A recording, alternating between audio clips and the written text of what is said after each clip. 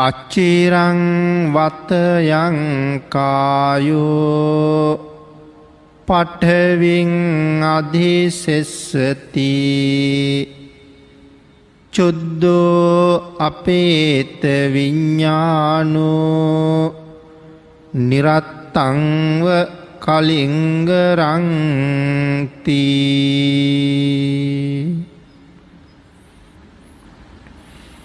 පිනතනි ධර්මදේශනාවේ මාතෘකාව හැටියට යොදාගත් ගාථා රත්නය ධම්මපද පාළියේ චිත්ත කියන වර්ගයේ සඳහන් වෙන ගාථා රත්නයක්. අපි බුදුරජාණන් වහන්සේ මේ ගාථා ධර්මයේ දේශනා කළේ තිස්ස කියන හාමුදුරුව අරමුණු කරගෙන. බොහොම කෙටියෙන් සිහිපත් කළොත් මේ ගාථා රත්නයේ මේ කය පිළිබඳව අපූරු කාරණාවක් කියනවා. මේ කයෙන් හිත කියන ධර්මතාවයේ එළියට ගියපු දවසට මේ කයින් කිසිම වැඩක් නැහැ කියන කාරණාව තමයි පැහැදිලි කෙරෙන්නේ. තිස්ස ස්වාමින් වහන්සේ මූලික කරගෙනයි මේ දේශනාව කරන්නේ. උන්වහන්සේ නිසා අපේ බුදුරජාණන් වහන්සේ සවැත් නුවර ජේතවනාරාමේ වැඩ ඉන්න කාලේ බොහෝම ශ්‍රද්ධාවෙන් පැවිදි වෙච්ච භික්ෂූන් වහන්සේ නමක් හිටියා. තිස්ස කියලා. කාලයාගේ ඇවෑමෙන් උන්වහන්සේට ලෙඩක් හැදුනා. උන්වහන්සේගේ ඇඟේ බිබිලි මතු වෙන්න ගත්තා. ඒවා අබෑට වගේ මුළු සරුවාංගෙම මතු වුණා. තව ටික දවසක් යනකොට ඒවා මුං ඇට වගේ ලොකු වුණා. තවත් දවස් කීපයක් යනකොට ඒවා කඩල ඇට වගේ ලොකු වුණා. තවත් ටිකක් දවස් යනකොට ඒවා ඩෙබර ගෙඩි වගේ ලොකු වුණා. තවත් ටිකක් කල් යනකොට එක ගෙඩියක් නෙල්ලි ගෙඩි තරම් ලොකු වුණා. තවත් ටිකක් කාලයක් යනකොට ඒ ගෙඩි බෙලි ගෙඩි තරම් වර්ධනය වුණා. දැන් ඇඟ පුරාම බෙලි ගෙඩි වගේ ලොකු ගෙඩි මතුවෙලා. වේදනාව හරියට. දැන් මේ බෙලි ගෙඩි වගේ ලොකු වෙච්ච ගෙඩි සමහර ඒවා සිදුරු වුණා. ක්‍රමක්‍රමයෙන් ඔක්කොම සිදුරු වෙන්න ගත්තා. දැන් මේ ගෙඩි වලින් සැරව වැක්කිරෙනවා. මෙහෙම ටික දවසක් යනකොට උන්වහන්සේගේ ඇටකොටු පිපුරුවා. මෙතෙක් කල උන්වහන්සේට උපස්ථාන කරන්න භික්ෂුන් වහන්සේලා බොහෝම කැමැත්තෙන් හිටියා. ඇටකොටුත් පිපුරුවාට පස්සේ උන්වහන්සේලා උපස්ථාන කරන එක අත්හැරලා දැම්මා. ඒ මොකවත් කරන්න බෑ, හොලවන්න මුකුත් කරන්න බෑ ඇටකොටු පුපුරලා. රෑ දවල් දෙකේම සැරව ගලනවා. හැම ගෙඩියක්ම සිදුරු වෙලා දැන් හරියට පණුව කාපු කොළයක් වගේ. වේයෝ කාපු කොළයක් වගේ හැම තැනම තුවාල. නිරන්තරයෙන් සැරව ගලනවා. මුළු සිවුරම සැරව වලින් තෙත් වෙලා. අඳන සිවුර ඔක්කොම සැරවෙන් තෙමිලා. ඒව ටික ටික වේලෙනවා. එතකොට නිකන් හරියට මේක කාඩ්බෝඩ් එකක් වගේ. ඒ සිවුර ඇඟට ඇලිලා.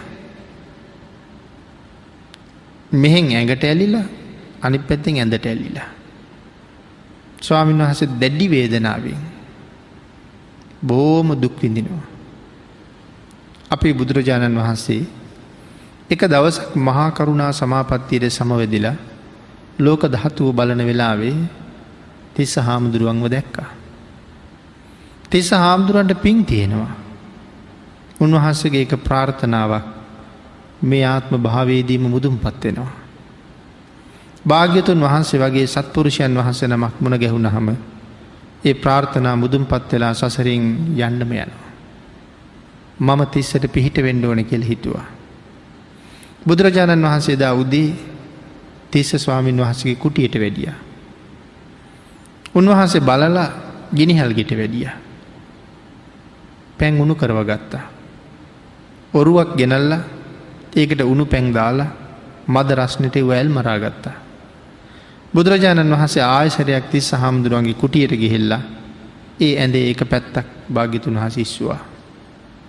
ඒ වෙලාවේ භික්ෂුන් වහන්සේලා ස්වාමීනි ඉවසන්ඩ ස්වාමීනි ඉවසන්ඩ මද අපි ගෙනියන්නම් කියලා උන්වහන්සේලා ඇඳ අරගෙන ගෙනිහල්ගේ ගාවට ගියා. භාග්‍යතුන් වහන්සේ තිස්ස හාමුදුරුවෝ නැගිට්ටෙව්වා. නැගිට්ටවල උන්වහන්සේගේ සිවුර ගැලෙව්වා. තද උණු වතුරේ උන්වහන්සේගේ සිවුර හේදුවා. හොදලා වැන්නුවා. මද උණු වතුරෙන් උන්වහන්සේ හොඳට නැව්වා. දුහුල් රෙදි කඩක් අරගෙන උන්වහන්සේගේ තුවාල හොඳට සුද්ධ කළා. භාග්‍යතුන් වහන්සේමයි මේ ඔක්කොම කරන්නේ. සුද්ධ කරලා ස්වාමීන් වහන්සේ හොඳට නාවලා ඉවර වෙලා ස්වාමීන් වහන්සේගේ සිවුර වේලිලා තිබුණා. ඒ සිවුර අරගෙන ඇවිල්ලා දෙකට නමලා ස්වාමීන් වහන්සේට ඇන්දෙව්වා. අඳන සිවුර ගලවලා හොඳට තද වුණු වතුරෙන් හොදලා වැන්නුවා. භාග්‍යතුන් වහන්සේ ආනුභාවයත් එක්ක ඒක ඉක්මනට වේලුණා. නැවත අඳන සිවුර අඳලා සිවුර පෙරෙව්වා. හරිම සැහැල්ලුයි ස්වාමීන් වහන්සේට. ඇඳත් හේදෙව්වා. සේරම ඇඳ ඇතිරිලි කොට්ටමෙට්ට පිරිසිදු කෙරෙව්වා. ස්වාමීන් වහන්සේ නැවත පරිස්සමට ඇඳ උඩ තියලා උන්වහන්සේ විවේක තැනක සැතපෙව්වා. සියලු කටයුතු ඉවර වෙලා බුදුරජාණන් වහන්සේ තිස්ස ස්වාමීන් වහන්සේට ධර්ම දේශනාවක් කළා. ඒ මේ ගාථාව මුල් කරගෙන. ඒ දේශනාව අවසානයේ තිස්ස ස්වාමීන් වහන්සේ සව් කෙලෙස් නසලා රහතන් වහන්සේ නමක් බවට පත් වුණා. ඒ කයත් සැහැල්ලු වෙලා තිබුණේ, ගතත් සැහැල්ලු වෙලා තිබුණේ, හිතත් සැහැල්ලු වෙලා තිබුණේ. උන්වහන්සේට මේ ධර්මයේ හොඳටම වැටුණා. සසර ඉවර වෙනවත් එක්ක උන්වහන්සේ පිරිනිවන් පෑවා. රහත් වෙනවත් එක්කම පිරිනිවන් පෑවා. භික්ෂූන් වහන්සේලා බුදුරජාණන් වහන්සේගෙන් අහනවා පස්සේ ස්වාමීනි තිස්සට මොකද වුණේ කියලා. එහෙම නැත්නම් තිස්ස ගියේ කොහෙද කියලා. බුදු පියාණන් වහන්සේ සඳහන් කළා මහණෙනි තිස්ස ආය සංසාරයට නොඑන්නම යන්න ගියා කියලා. එතකොට භික්ෂූන් වහන්සේලා තේරුම් ගත්තා උන්වහන්සේ රහත් වුණා කියලා. හැබැයි භික්ෂූන් වහන්සේලාට ප්‍රශ්නයක් ඇති වුණා. ස්වාමීනි මේ ජීවිතේ රහත් වෙලා සසර කෙරවල කරන්න තරම් පින් තිබිච්ච මේ තරම් ශාසනික ප්‍රතිපදාවේ යෙදිච්ච තිස්සට මෙහෙම වුණේ ඇයි කියලා. මේ ප්‍රශ්නේ අදත් තියෙනවා. අදත් හොඳට බණ අහන ඒ වගේම භාවනා කරන හතර පොයටම හොඳට සිල් ගන්න ධාර්මිකව ජීවත් වෙන අයට සමහර වෙලාවට මහ ලොකු කරදර එනවා. අකාලේ මැරෙනවා. ආර්ථික පසුබිම කඩා වැටෙනවා. උන් හිටි තැන් නැතුව යනවා. අදත් මිනිස්සුන්ට ප්‍රශ්නයක් තියෙනවා මේ තරම් ධාර්මිකව ජීවත් වෙච්ච අයට ඇයි මෙහෙම වෙන්නේ කියලා. අර තරම් පව් කරන මිනිස්සු අච්චර හොඳට දවසින් දවස බැබලි ඉන්නවා. මේ තරම් ධාර්මිකව ඉන්න අයට ඇයි මෙහෙම වෙන්නේ? එතකොට මේ ප්‍රශ්නේ අදත් අපිනුත් අහනවා. එතකොට මේ ප්‍රශ්නෙට දිගු අතීතයක් තියෙනවා. මේක අලුත් එකක් නෙමෙයි. එතකොට හුඟක් පරණ ප්‍රශ්නයක්. එදා අර භික්ෂුන් වහන්සේලාට තිබුණෙත් ওই ප්‍රශ්නෙම තමයි. ආන් ඒකට භාග්‍යතුන් වහන්සේ හරි ලස්සන උත්තරයක් දෙනවා. පින්නතුනි අපි කල්පනා කරලා බලහම තිස්ස හාමුදුරුවෝ පැවිදි වුණා හුඟක් ලාබාල කාලේ තරුණ වයසින්. එතකොට භික්ෂුන් වහන්සේ කෙනෙක් කියලා කියන්නේ නිතර බණ අහන හතර පොයට සිල් ගන්න, අවස්ථාවක් ලැබිච්ච හැම මොහොතකම භාවනා කරගන්න ගිහි ශ්‍රාවකයෙක් වගේ නෙමෙයි. පැවිදි වෙච්ච දවසේම තමන්ගේ මුළු ජීවිතේම රත්නත්‍රයට පූජා කරලා තියෙන්නේ. එතන ඉඳලා අපවත් වෙනකම්ම හෝ පිරිනුවම් පානතුරු බුද්ධ රත්නයට, ධර්ම රත්නයට, සංඝ රත්නයට අනුකූලව තමන්ගේ ජීවිතේ පවත්වන්න පොරොන්දු වෙච්ච කෙනෙක්. එහෙනම් අරට වඩා හුඟක් ඉහළින් ඉන්න කෙනෙක්. එහෙනම් ඒ තරම් ඉහළ ප්‍රතිපදාවක් පුරන්න ප්‍රතිඥා දීලා ඒ වෙනුවෙන් වීරිය වඩන තිස්ස ස්වාමින් වහන්සේගේ ආගේ අයට මෙහෙම වුණා නම් අපි වාගේ අයට කොහොම වෙයිද කියන කාරණාව අපිට හිතන්නවත් බැරුව යනවා. තව උදාහරණයක් සඳහන් කෙරුවොත් අපේ අග්‍ර ශ්‍රාවක මහමුගලන් මහරහතන් වහන්සේ මහාකල්ප අසංඛ්‍යයකුත් ලක්ෂයක් පාරමිතා පුරපු කෙනෙක්. නමුත් පිරිනිවන් පෑවේ තමන්ගේ ඇටකෝටු අබෑට තරමට කුඩු වෙන්න තැළුවට පස්සේ. එහෙනම් උන්වහන්සේට එහෙම මොකද වුණේ? මේ තරම් පාරමිතා පුරලා. උන්වහන්සේටත් එහෙම වුණා නම් මම කවුද? අපි කවුද කියන තැනට අපි යන්න වෙනවා. අපේ භාග්‍යතුන් වහන්සේටත් නොයෙක් පීඩාකාරී තත්ත්වයන්ට මුණ පාණ්ඩ සිද්ධ වුණා. භාග්‍යතුන් වහන්සේටත් එවන් තත්ත්වයකට මුණ පාණ්ඩ සිද්ධ වුණා නම් අපි ගැන කවර කතාද? එහෙමනම් මේ ලෝකේ මේ සියල්ලටම වඩා ඉහළින් ක්‍රියාත්මක වෙන යම් ධර්මතාවයක් තියෙනවා. ආන්ගේ ධර්මතාවයට බුද්ධාගමේ කියලා තියෙන්නේ කර්මය කියලා. ඒක නවත්තන්න පුළුවන්කමක් නෑ කාටවත්. විපාක දෙන තැන ඒක විපාක දෙනවමයි. එහෙමනම් තිස්ස ස්වාමීන් වහන්සේ මොකද්ද කරපු කර්මය? භික්ෂුන් වහන්සේලා ඇහුවා ඒක. භාග්‍යතුන් වහන්සේ සඳහන් කළා කාශ්‍යප බුදුරජාණන් වහන්සේගේ කාලේ මේ පිරිනිවන් පාපු තිස්ස කුරුළු වැද්දෙක්. කුරුල්ලෝ මරාගෙන ඇවිල්ලා විශේෂයෙන් කුරුල්ලෝ අල්ලගෙන ඇවිල්ලා කූඩුවල දාගෙන කවුරු හරි මස් ඉල්ලහම කුරුල්ලා මරලා මස් දෙනවා. කුරුල්ලෝ විකුණන්නේ නැතුව ඔක්කොම විකුණන්නේ නැතුව ටිකක් ඉතුරු වෙනවා. මෙයා මරලා තිබ්බොත් කුණු වෙනවා. ඉතුරු වෙච්ච කුරුල්ලන්ගේ කකුල් දෙක කඩනවා. ඇටකෝටු දෙක තලනවා. තලලා තටු කඩනවා. තටු කඩලා තැනක දානවා. එතකොට ඒගොල්ලන්ට යන්න බෑ. පහුවදා ඒ කුරුල්ලෝ ගෙනල්ලා ආපහු විකුණනවා. ආන් ඒ කර්මය නිසා තමයි තිස්සට මේ විදිහට බිබිලි මතුවෙලා ඒව බෙලි ගෙඩි වාගේ ලොකු වෙලා අන්තිමට ඇටකෝටුත් පිපුරන්න යෙදුනේ. එක දවසක් මේ පව්කාර කුරුළු වැද්දාගේ ගෙදරට රහතන් වහන්සේ නමක් පිණ්ඩපාතේ වැඩියා. එදා මෙයා කල්පනා කරනවා මං හුඟක් පව් කරන කෙනෙක්. නමුත් මේ ආර්යයන් වහන්සේ අද මගේ ගෙදරට පිණිසිඟා වැඩලා. මට හොඳ අවස්ථාවක්. ගෙදර කෑම උයලා තිබුණා. ඒ වගේම කුරුළු මසුත් උයලා තිබ්බා. මෙයා කුරුළු මාංශ සහිතව උන්වහන්සේට දානයක් පූජා කළා. දානි පාත්‍රය පිළිගන්නලා මෙයා දන ගහගෙන වැඳගෙන කියනවා ස්වාමීනි අද මම මාංශ රසයක් සහිතව ස්වාමින් වහන්සේට දානි පූජා කරනවා. ස්වාමීනි ඒ කුසලයේ බලයෙන් මට අනාගතයේ දවසක ඔබ වහන්සේ භුක්ති විඳින උතුම් නිවන් රසයෙන්ම ප්‍රත්‍යක්ෂ වේවා කියලා ප්‍රාර්ථනා කළා. මේ ජීවිතේ ඒ පැතුම විපාක දෙන ආත්මේ. ඒකත් විපාක දෙනවා. කර්මයේ අවශේෂ භාගයත් විපාක දෙනවා. නිරේවල් වල ගිහිල්ලා දුක් විඳා. පාපයේ ඉතුරු වෙන කොටස තමයි මේ විපාක දෙන්නේ. මේක තමයි කර්මයේ ස්වභාවය. එතකොට මාංශ පූජා කරලත් රහත් බව ප්‍රාර්ථනා කළාද? ඒක මුදුන්පත් වුණාද? මේවා තවත් කෙනෙකුට සමහරලාට සමාජයේ ඇති වෙන තවත් ප්‍රශ්න. බොහෝ ධර්මදේශනාවල් වලින් එවන් ප්‍රශ්න වලට උත්තර සපයලා තියෙනවා. ඒ කාරණාවත් සාකච්ඡා කරන්න ගියොත් අපිට මේ ධර්මදේශනාවට තියෙන පොඩි කාලයක්. ඒ සැකේ ඇති වුණොත් සමහර කෙනෙක් හිතනවා පන්සිල් රකින්න බාධාවක් නෙමේද මාංශ අනුභව කරන එක. සීලයට බාධාවක් නෙමෙයිද ඒක කියලා. මෛත්‍රී භාවනාව වඩන්න පුළුවන් වෙයිද එහෙම කියලා. සමහර කෙනෙක් එහෙම ප්‍රශ්න නගනවා.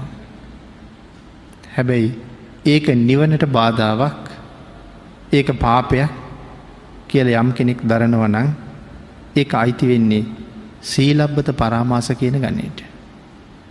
අපේ බුදුරජාණන් වහන්සේ එහෙම එකක් දේශනා කරන්නේ නැහැ. මධ්‍යම ප්‍රතිපදාව මොකක්ද කියලා දන්නේ භාග්‍යතුන් වහන්සේ විතරයි. මේ කාරණාවට චූටි උත්තරයක් දීලා ඉස්සරහට යන්න ඕන නිසා ඒක එහෙම වෙනවා නම් අපිට ඉස්සරලාම නවත්තන්න වෙන්නේ මස් කන එකට වඩා බත් කන එක. බත් සහ එළවලු කන එක තමයි අපි නවත්තන්න වෙන්නේ. මම එහෙම සඳහන් කරුවේ මේ කියන්නේ මේ මිනිසුන්ට මස් කන්න කියන කතාව නෙමෙයි. නමුත් මේක නිවනට බාධාවක්ද? මේක සීලයට බාධාවක්ද කියන ප්‍රශ්නයක් ඇති නොකර ගණ්ඩයි මේ කාරණාව පැහැදිලි කරන්නේ අරවාගේ මිත්‍යා දෘෂ්ටියකට නොයන්ඩ. සමහර වෙලාවට අද දවල්ට අපේ පිඟාන එක මාළුවෙක් දෙකට කපලා බෙදලා තියෙනවා. හැබැයි එක මාළුවයි. දැන් ප්‍රශ්නේ තියෙන්නේ එතන නම් අපි ඊළඟට යන්න ඕන එතන තියෙනවා එළවලු දෙකක් තුනක්. එතෙන්ටත් ගිහිල්ලා හොයලා බැලුවොත් ගෝවා වලට මොන තරම් තෙල් ගැහුවද? ඒ තෙල් ගැහුවේ පණුව හින්දා. ඒතකොට ගෝවා ගෙඩිය වෙළඳ පොළට එනකොට පණුව 10 ගාණක් මැරිලා ඇවිල්ලා තියෙන්නේ. බෝංචි කරල් ටික වෙළඳ පොළට එන්නේ පණුව 10 ගාණක් මැරිලා. අපේ පිඟානට බත් හැදි 4-5ක් බෙදෙන්නේ සත්තු ලක්ෂ ගාණක් මැරිලා. කුඹුරට වී ඇට ටික දාන්න කලින්ම කැටහිනවා. පණුවන්ගේ ඉඳලා කක්කුට්ටන්ගේ ඉඳලා ඔක්කොම මැරිලා යනවා. මේ මැරිලා යන්නේ මේ බත් හින්දා. ඊට පස්සේ ටිකක් වැවිගෙන එනකොට පණුව වහනවා. ඊට පස්සේ පණුවන්ට තෙල් ගහනවා. ඊට පස්සේ සමනල්ලු කියලා සත්තු වර්ගයක් වහනවා. ඊළඟට ඒගොල්ලන්ට තෙල් ගහනවා. ඊට පස්සේ තව ටිකක් යූරියා එහෙම ගහලා ගොයන් ටික ඇදීගෙන එනකොට මේ කොළ කූඩු කරන පණුව වර්ගයක් හැදෙනවා. ඊට පස්සේ ඒගොල්ලන්ට තෙල් ගහනවා. ඊට පස්සේ ක්‍රීඩෑවු හැදෙනවා. චූටි සත්තු කෝටි ගාණක් මැරෙනවා. එකපාර නෙමෙයි 3-4 පාරක් ක්‍රීඩෑවන්ට තෙල් ගහන්න ඕනේ. ඊට පස්සේ යන්තම් බණ්ඩි ඇදීගෙන යනකොට පුරුපණුව කියලා જાතියක් හැදෙනවා. ඊට පස්සේ ඒගොල්ලන්ට තෙල් ගහන්න ඕනේ. ගොයන් පීදිලා තිනකොට ගොයන් මැස්සෝ කියලා જાතියක් හැදෙනවා. දෙතුන් වතාවක් ඒගොල්ලන්ට තෙල් ගහන්න ඕනේ. දැන් බලන්නකෝ පිඟානට බත් හැඳි 3-4ක් බෙදෙනකොට සත්තු ලක්ෂ කීයක් මරලද මගේ පිඟානට බත් බෙදලා තියෙන්නේ කියලා. ආන් එහෙම හිතන්න ගත්තොත් මේ ලෝකේ අපිට ජීවත් වෙන්න පුළුවන් වෙනවද? ආන් ඒකයි මං කිව්වේ මධ්‍යම ප්‍රතිපදාව කියන එක ਸਰවඥතා ඥානයට වැටහිලායි අපිට දේශනා කරලා තියෙන එක අපිට තේරෙන්නේ නැහැ කියලා. භාග්‍යතුන් වහන්සේ පනවපු ප්‍රමාණයක් තියෙනවා නම් ඒ ප්‍රමාණය අපිට හොඳටම ඇති. අපිට ඇති ප්‍රමාණයයි පනවලා තියෙන්නේ. උන්වහන්සේ පනවපු නැති ප්‍රමාණයක් පනව ගන්න යනවා නම් අපි භාග්‍යතුන් වහන්සේට වඩා ਸਰවඥ වෙනවා. එදාට අපි භාග්‍යතුන් වහන්සේට විරුද්ධ වෙච්ච අය. එදාට සීලබ්බත පරාමාස ගණිතේ මේ කාරණාව ගිහිල්ලා අපිට නිවන ගාවට ලං වෙන්න තවත් හුඟක් කල් මේ සංසාරයේ විඳින්න වෙනවා. ආන්ගේ නිසා උන්වහන්සේ මාංශ රසයක් පූජා කරලා ප්‍රාර්ථනා කළා. ඔබ වහන්සේට මම මාංශ රසයක් පූජා කරනවා. මට නිවන් රසයම ලැබෙන්න කියලා. ඒතර අපි සඳහන් කරපු අර ප්‍රශ්නෙට උත්තරේ බුදුරජාණන් වහන්සේ අපිට පිහිට වෙන හැටි. මේ ලෝකේ අපිට කාටවත් හිතාගන්න බැරි විදිහට තමයි භාග්‍යතුන් වහන්සේ අපිට පිහිට වෙලා තියෙන්නේ. හැබැයි බුදුරජාණන් වහන්සේ කෙනෙක් මරණාසන්නයි නම් තව ටිකකින් මැරෙනවා නම් ඒක බුදුරජාණන් වහන්සේ දන්නවා. හැබැයි එයා මරණයෙන් බේරුවේ නැහැ. මොකද එයා මැරෙන්නේ එයාගේ ඒකට සංසාරේ කර්මයක් තියෙන නිසා. ඒකට හරහට හිටින්න යන්නේ නැහැ භාග්‍යතුන් වහන්සේ කවදාවත්. හැබැයි එයා වෙන පැත්තකින් භාග්‍යතුන් වහන්සේ රකින්නවා. ඒකට එක උදාහරණයක් සඳහන් කෙරුවොත් අපි පින්නතුන් හැමෝම දන්නවා චත්තමානවක ගැන. චත්තමානවක ගාථා. අපි හැමෝම දන්නවනේ. මහා කරුණා සමාපත්තියෙන් ලෝක ධාතුව බලන වෙලාවේ අපේ බුදුරජාණන් වහන්සේ මේ චත්තමානවක කියන තරුණයා දැක්කා. එයා තක්ෂලාවෙන් ශිල්ප ඉගෙනගෙන ඉවර වෙලා ගුරුවරයාට ගුරු පඬුරු දෙන්න ඕන නිසා ගෙදර ආවි. කහවණු 1000ක් අරගෙන යන්න. මව්පියන්ට හරි සතුටුයි. අවුරුදු ගාණක් විදේශගත වෙලා ඉඳලා අපි පුතෙක් ගෙදර වගේ මේ අම්මයි තාත්තයි චත්තමානවක අල්ලගෙන හොඳටම ඉඹ ගත්තා. පුදුම සෙනෙහසක්. පුතා කියනවා අදින් පස්සේ හැමදාම මං ওই දෙන්න ගාව ඉන්නවා. නමුත් මම ඉක්මනට ගිහිල්ලා මගේ ගුරු පඬුර දීලා එන්නම් කියලා. තාත්තා කිව්වා නෑ පුතේ. දැන් රැ වෙලා. මහ කැලෑවක් මැද්දෙන් යන්න ඕනේ තක්සලාවට. හෙට උදේ පාන්දරම පිටත් වෙලා හවස් වෙනකොට ගෙදර වරින් අද රැයට ගෙදර හිටපන් කියලා. තාත්තගේ වචනෙට කීකරු වෙලා පාන්දරම යන්න යා සූදානම්. හැබැයි අර කැලෑවේ ඉන්න හොරු මුලට ආරංචි වෙනවා. හෙට චත්ත කහවණු 1000කුත් අරගෙන මේ කැලේ මැද්දෙන් එනවා. ඒගොල්ලෝ සූදානම් වෙනවා චත්තමානවක මරලා කහවණු ටික පැහැර ගන්න. තාත්තා මෙයාට හෙට උදේට ගෙනියන්න කහවණු 1000 සූදානම් කරනවා. මෙයා අම්මා ව්‍යාපු රසවත් කෑම ටික කාලා බොහොම සුවෙන් නිදාගත්තා. හෙට මට මොකද වෙන්නේ කියලා චත්තමානවක දන්නෙත් නෑ. අම්මයි තාත්තයි දන්නෙත් නෑ. නමුත් භාග්‍යතුන් වහන්සේ උදේ පාන්දර චත්ත පිටත් වෙනකොට අර කැලෑවට කලින් භාග්‍යතුන් වහන්සේ වැඩම කරලා ගහක් ළඟ වැඩ හිටියා. චත්ත මානවක යන ගමන් භාග්‍යතුන් වහන්සේ දැකලා ළඟට ගියා. හැබැයි චත්ත තාම බෞද්ධයෙක් නෙමෙයි. චත්ත කියන්නේ අබෞද්ධ ළමයි. බුදුරජාණන් වහන්සේත් එක ටිකක් කතා කළා. භාග්‍යතුන් වහන්සේ චත්ත මානවකගෙන් අහනවා පුතේ තෙරුවන් සරණ ගියාද කියලා. චත්ත කියනවා නෑ. ස්වාමීනි මම තෙරුවන් සරණ ගිහිල්ලා නෑ. ස්වාමීනි මම තෙරුවන් ගැන හරියට දන්නෙත් නෑ. ස්වාමීනි මම ප්‍රශ්නයක් අහන්න. ඔය තෙරුවන් සරණ ගියහම මට හම්බෙන ලාභය මොකද්ද කියලා කිව්වා. භාග්‍යතුන් වහන්සේ සරණ ගියහම එයාට හම්බ වෙන ලාභය මොකද්ද කියලා දුන්නා. ඒ අබෞද්ධ ළමයෙකුට කියලා දුන්නේ. බෞද්ධ වෙච්ච අපේ අයට ඒක පුන පුනා කියන්න වෙයි කියලා මම හිතන්නේ නැහැ. මහා සමය සූත්‍රයේ තියෙන හරි ලස්සන ගාථාවක්. ඒක දේශනා කරන්නේ බුදුරජාණන් වහන්සේ නෙමෙයි. බ්‍රහ්ම රාජයෙක්.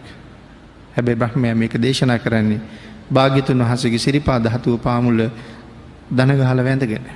එයා කියනවා යේකේචි බුද්ධං සරණං ගතාසේ නතේ ගමිස්සන්ති අපාය භූමි. ස්වාමීනි යමෙක් බුදුන් සරණ ගියා නම් යන්නේ නැහැ කවදාවත් අපායක. පහාය මානු සන්දේහං මනුස්ස කයෙන් ප්‍රාණවායු ඉක්ම යනවාත් සමගම දේව කායං පරිපූර්ණෙස්සන්ති ඔහු සම්පූර්ණ කරන්නේ දෙව් පිරිසයි කියලා. ඒක භාග්‍යතුන් වහන්සේ අනුමත කරනවා. එතකොට බෞද්ධයා කියලා කියන්නේ හැබෑවටම බුදුන් සරණ ගියපු කෙනාට. එයයි බෞද්ධයා. නැතු කඩදාසි කොලයක ලියාගත්ත පළියට අපිට තිසරණ නැහැ. එතකොට මේ බෞද්ධයාගේ ආරක්ෂාව බුදුරජාණන් වහන්සේ මේ කරුණු පැහැදිලි කරලා දීලා චත්ත මානවකට භාග්‍යතුන් වහන්සේගේ ගුණ ඇතුළත් කරලා 4 පද ගාථාවක් දේශනා කළා. එයාට ඒක හොඳට මතක හිටියා. දහම් ගුණ සංඝ ගුණ අන්තර්ගත කරලා තව ගාථා 2ක් දේශනා කළා. මේ ගාථා 2 ලංකාවේ හැම බෞද්ධ ඉස්කෝලේකම පාසල නිමා වෙනකොට අපේ ළමයි කියනවා. මේ ගාථා 2 පුදුම ආරක්ෂාවක් තියෙන්නේ. ඒ වුණාට අපිට ඒ ආරක්ෂාව ඒ විදිහටම ලැබෙන්නේ නැති වෙන්න හේතුවක් තියෙනවා. ප්‍රධාන හේතුවක් අපි මේ ගාථාව කියන්නේ වරද්ද. අදත් අපේ ළමයි කියන්නේ වැරදියට. පාසල් වල ගුරුවරුත් ඕන තරම් ඉන්නවා. ඒගොල්ලෝ හොඳට ඉගෙන ගත්ත නිසායි එතෙන්ට ආවේ. නමුත් වැරද්ද හැදිලා තියෙන බවක් තාම පේන්නේ නැහැ. පළවෙනි ගාථාවම භාග්‍යතුන් වහන්සේ දේශනා කරපු විදිහට නෙවෙයි අපි කියන්නේ. පළවෙනි ගාථාවේ පළවෙනි පදේම අපේ ළමයි සජ්ජායනා කරනවා ඇහෙන්නේ යෝ වද තම්පව කියලා නවත්තනවා. ඊට පස්සේ ඒගොල්ලෝ රෝමනු ජේසු කියලා කියනවා. යෝ වද තම්පව රෝමනු ජේසු. එතකොට මේ පදේ මැද්දෙන් කැඩිලා මෙහා පැත්තට එන්න ඕනේ අකුර එහා පැත්තට ගිහිල්ලා. බුදුරජාණන් වහන්සේ දේශනා කළේ එහෙම නෙමෙයි. භාග්‍යතුන් වහන්සේ දේශනා කළේ යෝවද තම්පවරෝ මනු ජේසු කියලා. දැන් රෝ අකුර එන්න ඕනේ මෙහා පැත්තට. නමුත් අපේ ගිහිල්ලා තියෙන්නේ අනිත් පැත්තට. ඒ නිසා දැන් අපි කතා කරන්නේ වෙනත් ආගමක තවත් ශාස්ත්‍රවරයෙක් ගැන. කවුද මේ මනු ජේසු කියලා කියන්නේ? මනුජ කියලා කියන්නේ මිනිසුන් අතර උපන් කියන අර්ථය. මෙතන මනුජේසු කියලා සඳහන් කළේ මිනිසුන් අතර උපන් ශ්‍රේෂ්ඨ උතුමා කියන අර්ථය. කවුද භාග්‍යතුන් වහන්සේ? මේ ගාථා තුන යා හොඳට ආසාවෙන් මතක තියාගෙන සජ්ජායනා කර යනකොට කැලෑවේ හැංගිලා හිටපු හොරු විසපොවාපු ඊයකින් විත්තා. මානවකයා එතනම මැරිලා වැටුණා. හැබැයි යා ඊළඟ නිමේෂයේ උප්පත්තිය ලබන්නේ තවතිසාවේ. භාග්‍යතුන් වහන්සේ කල්පනා කළා මේ කාරණාව ඇසුරු කරගෙන විශාල පිරිසකට ලොකු ආදර්ශයක් දෙන්න පුළුවන්. චත්තමානෝක තවතිසාවේ ඉපදුනා කියලා අපි දන්නවද? අපි දන්නේ නැහැ. ඒක දන්නේ බුදුරජාණන් වහන්සේ.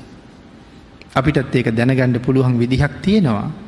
ඒ දැනගන්න පුළුවන් විදිහට යන්නේ කොහොමද කියලාත් භාග්‍යතුන් වහන්සේ අපිට කියලා දීලා තියෙනවා. ඒ ප්‍රතිපදාවේ ගමන් කරලා එතෙන්ට ගියොත් ඒ ධ්‍යාන අභිඥා ලබන තැනට આવොත් අපිටත් පුළුවන් අපිත් එක්ක ඉඳලා මැරිච්ච එක්කෙනා කොහෙද ගියේ කියලා දැනගන්න.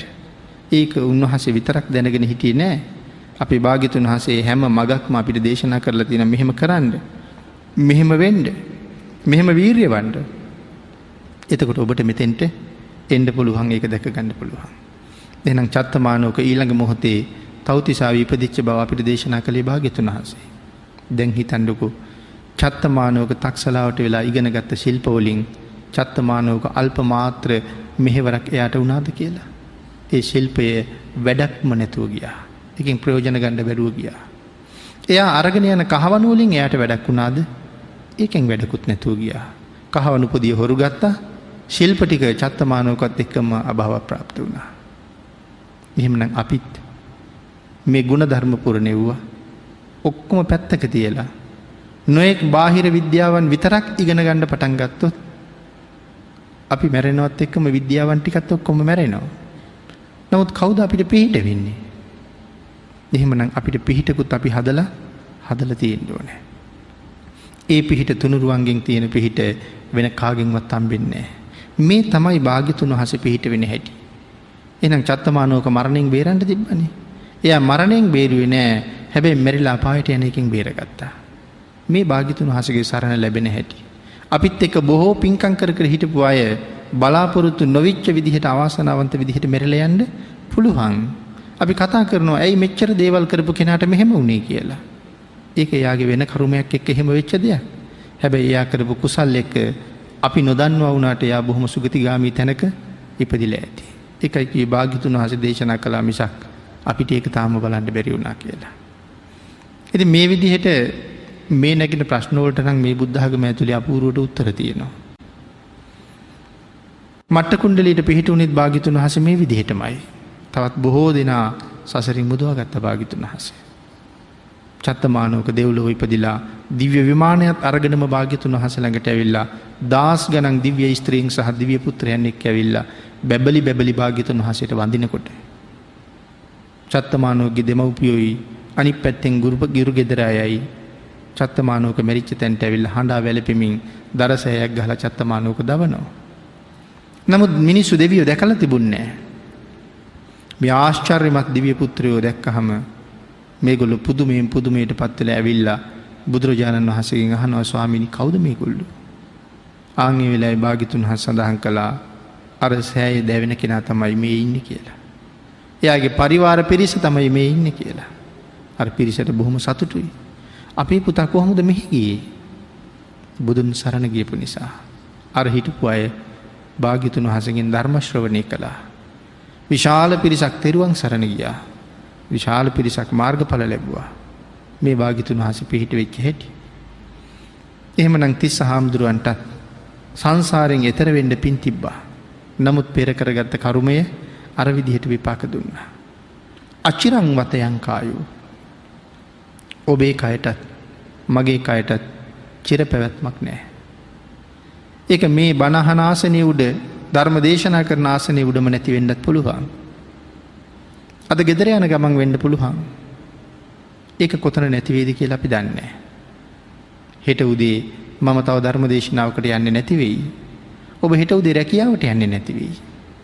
ඒ හින්දා මේ ජීවිතේ කොයි තරම් අස්තීරද කියන කාරණාව භාග්‍යතුන් වහන්සේම දේශනා කරපු මිසක් අපිට ඒක තේරුන්නේ නැහැ. එක තැනක භාග්‍යතුන් වහන්සේ සඳහන් කළේ අපේ පන හරියට තනපතක් අග තියෙන පිනි බින්දුවක් වගේ කියලා. ඒක කොයි වෙලාවෙ වැටෙයිද කියලා අපි දන්නේ නැහැ. උදේට නැගෙන සූර්යයා හවසට බහින බව සත්‍යයි. ඉපදිච්ච පුජ්‍යලයා මැරෙන බව සත්‍යයි. හැම ගඟක්ම පහළටම ගලන බව සත්‍යයි. ඒ ගඟේ මේ වතුර ටික මෙතන මේ දකින්න තැන ආයේ කවදාවත් දකින්න හම්බ වෙන්නේ නැහැ. මේ ආසන උඩ බණ අහන්න විල වාඩි වෙච්ච අය ඒ මොහොතේ දැක්ක මිසක් අය මේ සංසාරේ කවදාවත්ම දකින්න වෙන්නේ නැහැ. දැන් ඒ වාඩි වෙච්ච අයට වඩා හුඟක් වෙනස් පිරිසක් ඔතන ඉන්නේ. ඔබට දහම් දේශනා කරන්න වාඩි වෙච්ච මට වඩා එතන හිටපු පුජ්‍යලයට වඩා වෙනස් කෙනෙක් දැන් ඉන්නේ. එහෙනම් ගඟේ වතුර එක මොහොතක්වත් එතන නොදැනී නොරැඳී ගලනවා වගේ මේ පුජ්‍යලයාගේ ජීවිත సంతානය ඒ තියෙන විදිහට එක මොහොතක්වත් රැඳෙන්නේ නැතුව මේ රූප කලාප ඉපදෙමින් මැරෙමින් වේගෙන් අපි වෙනසකට භාජනය වෙනවා. නමුත් ඒක අපිට තේරෙන්නේ නැහැ. ඒ කාරණාව මොනතරම් වේගෙන් සිද්ධ වෙනවද? ඒ කාරණාව අභිධර්මයෙන් තමයි භාග්‍යතුන් වහන්සේ පැහැදිලි කළේ. ඒ පැහැදිලි කිරීම ටිකක් දීර්ඝව කරන්න ඕන නිසා ඒ කාරණාව අපි වෙනත් වෙලාවක දැනගන්න පුළුවන් වෙයි. ධර්ම දේශනාවට තියෙන කාලේ බොහෝම ගෙවිලා ගිහිල්ලා තියෙන නිසා අපේ චිර පැවැත්මක් නම් කොහොමවත් ඇත්තේ නෑ. හැම මොහොතක් ගානේ මේ පුජ්‍යලයාගේ ජීවිතේ විනාශ ස්වභාවයටපත් වෙනවා. මොකද ඒක භාග්‍යතුන් වහන්සේගේ පරමාර්ථ ධර්මයෙන් මනාව දේශනා කළා. අච්චිරං වත යංකායෝ පටවින් අදිසෙස්සති. මේ චිර නැති කය යම් මොහොතක මේ කයින් ප්‍රාණවායුව දවසක එළියට යනවා. ආයුෂයයි උෂ්ණයයි විඥානයයි කියන තුන් දෙනා මේ කය අතහැරලා කොයි වෙලාවෙ පිට වෙයිද දන්නේ නැහැ.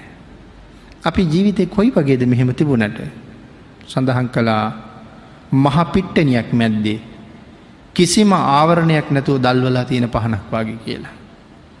සිව් දිසාවෙන් හමන හුළඟින් ඕනෑම මොහොතක එක නිවෙන්න පුළුවන්. මේ ජීවිතෙත් කොහොම තිබුණත් ඕනෑම මොහොතක මරණයට යන්න පුළුවන්. ආයුෂයයි උෂ්ණයයි විඥානයයි කියන ධර්මතා තුන මේකෙන් පිට වෙන්න විතරයි තියෙන්නේ. චුද්ධෝ අපේත විඥානෝ කිවේකයි. නිරත්තංව කලින් කරා. ආන් එදාට මේ කය මේ මහ පොළොව මත ඇද වැටෙනවා කොයි වගේද? පටවින් අදිසෙස්සති කිව්වේ මහ පොළොව මත ඇද වැටෙනවා නිරත්තංව කලින් කරා. හරියට වැඩකට ගන්න බැරි දර කෑල්ලක් වගේ. දර කෑලි වලින් අපිට වැඩ ගන්න පුළුවන් ගොඩක්. නමුත් දර කෑල්ල දිරලා ගිහිල්ලා පිටපැත්තේ පොත්ත තියෙනවා ඇතුලේ පස් තියෙනවා. ඒ දර කෑල්ලෙන් අපිට වැඩක් ගන්න බැරි හින්දා අපි ඒ දර කෑලි අහකට දානවා. එහෙනම් වැඩකට ගන්න බැරුව අහක දාපු දර කෑල්ලක් වගේ මේ ආයුෂයයි උෂ්ණයයි විඥානයයි කියන ධර්මතා තුන යම් දවසක මේ කයින් පිට වුණා නම් එදාට මේ ශරීරයේ මේ මහ පොළොව මත ඇද වැටෙනවා. ඒකෙන් කාටවත් ප්‍රයෝජනයක් නැහැ. මේක කෙලින් තියාගෙන පවත්වන්න පුළුවන් කාලේ මේ ජීවිතේට අපෙන් හොඳ සාධාරණයක් ඉෂ්ට වෙන්න ඕනේ. මේක චිර නැති කයක් බව ඇත්ත. මේක දෙතිස් කුණප කොට්ටාසයකින් පරිපූර්ණ බවත් ඇත්ත. නමුත් මේ කය උපයෝගී කරගෙනමයි මහරහතන් වහන්සේලා බිහි වුණේ. මේ කය උපයෝගී කරගෙනමයි ලෞතර සම්මා සම්බුදුරු ලෝකේ පහළ වුණේ. එහෙමනම් සසරින් එතර වීම හොයාගෙන යන අපිටත් මේ කයෙන් හුඟක් ප්‍රයෝජන තියෙනවා. ඒක විටින් විට කැඩෙනවා, බිඳෙනවා, paludu වෙනවා, තුවාල වෙනවා, වේදනා ගෙනල්ලා දෙනවා, රිදෙනවා, ආය ප්‍රතිකර්ම කරනවා, නගා හිටවනවා. එහෙම කර කටයුතු කරන අපි ඒ කාරණාව අවබෝධ කරගෙන වැඩියෙන් කුසල් රැස් කරන්න ඕනේ. ලෝකේ හැම කෙනෙකුටම තියෙනවා නම් ආරක්ෂාවක් ඒ තුනුරුවන් ළඟ විතර බව භාග්‍යතුන් වහන්සේ මනාවම පැහැදිලි කළා. ආන් ඒ රත්නත්‍රයේ ආශිර්වාදය අරගෙන හරියටම තෙරුවන් සරණ ගියපු ශ්‍රේෂ්ඨ ජීවිතයක් තමන් ලබාගත් ජීවිතයට හැබෑම සාධාරණයක් ඉෂ්ට කරපු පුජ්‍යලේ බවට පත් වෙනවා. මේ ඇස් දෙක සංසාරේ හුඟක් පින් කරලා ලැබිච්ච ඇස් දෙකක්. මේ අත් දෙක, මේ කකුල් දෙක, හිතන්න පුළුවන් මනස, ඇහෙන කන් දෙක මේ ඉන්ද්‍රියන් සසර පින් කරපු නිසා ලැබිච්චා. නැත්තම් හැමෝටම මෙහෙම දේවල් ලැබෙන්න ඉපේ. සමහර අයගේ ඇස් පේන්නේ නැහැ.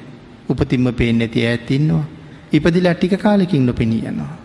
හැමෝටම කතා කරන්න පුළුවන් උනේ නැහැ. හැමෝගෙම කන් ඇහුනේ නැහැ. පිරිසකට ඇහුණා, පිරිසකට ඇහුන්නේ නැහැ. එහෙම උනේ තමන් රැස් කරගත්ත කුසල ධර්මයන්ට අනුව. ඒ කුසල් ඔක්කොම රැස්ුනේ සසර පුරාම තුනුරුවන්ගේ ආශිර්වාදයේ ඔස්සේ කටයුතු කරපු අපි. අබුද්ධෝත්පාද කාලවල ඉපදිලා අපි හුඟක් පව් කළා.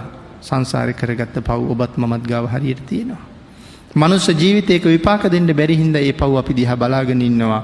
අවස්ථාව ආපු ගමන් විපාක දෙන්න.